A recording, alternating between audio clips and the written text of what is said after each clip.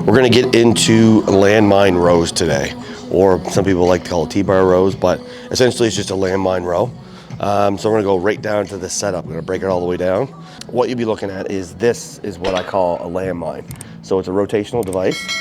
You're going to take basically a barbell and slide that all the way in. And you're going to take your weight, put that on the end. So there's multiple different ways, multiple different handles that you can use. The most common one you're going to see used is a V-bar or a narrow grip bar, which is one of these. So you would pretty much grip it right in behind the weight, right about here. So for your stance, you get like a wider stance, athletic,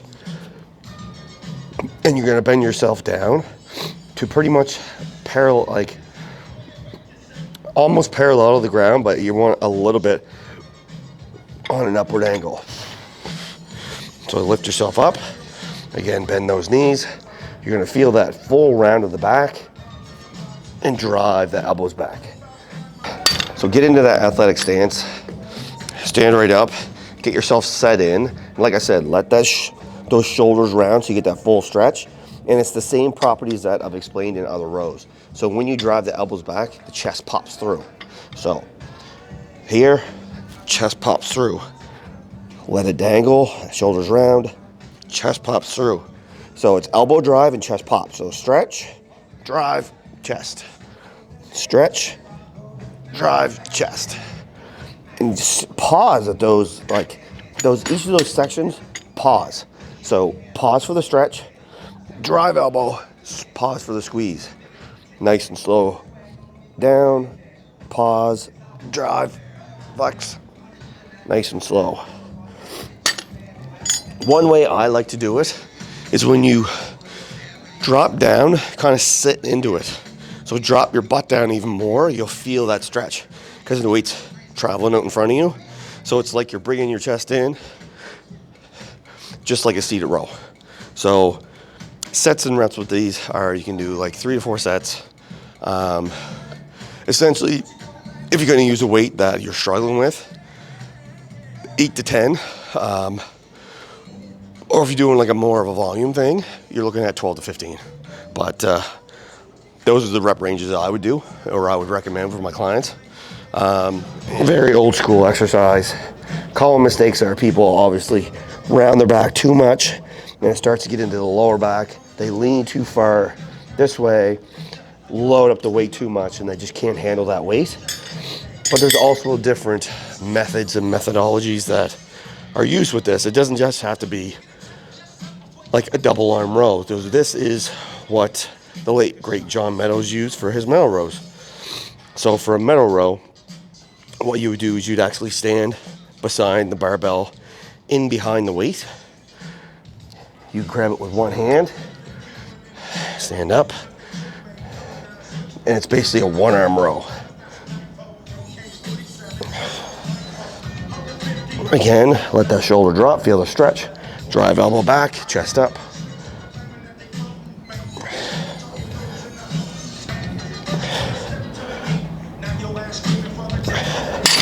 And you just switch to the other side.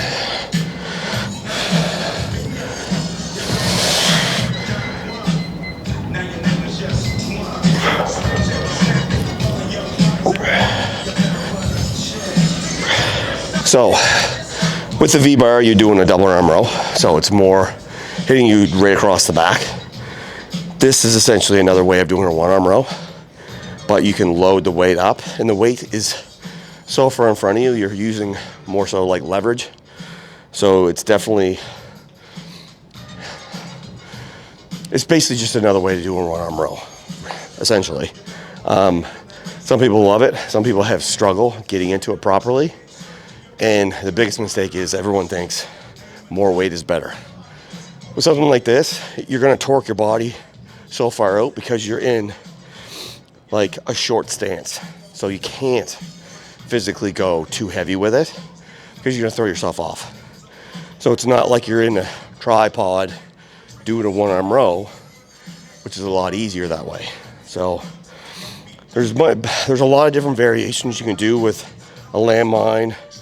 You can go to the very end and do crossbody ones.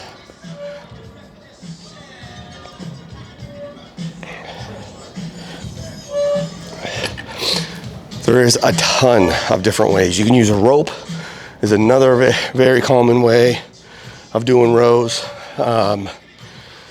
It's a very versatile piece of equipment, and most gyms do have landmines.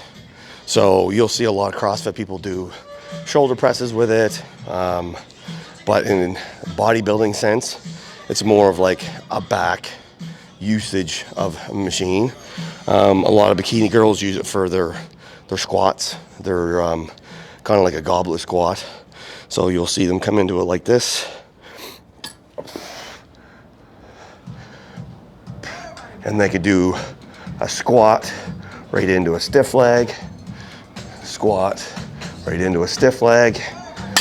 Like, there's so many different versatilities with this.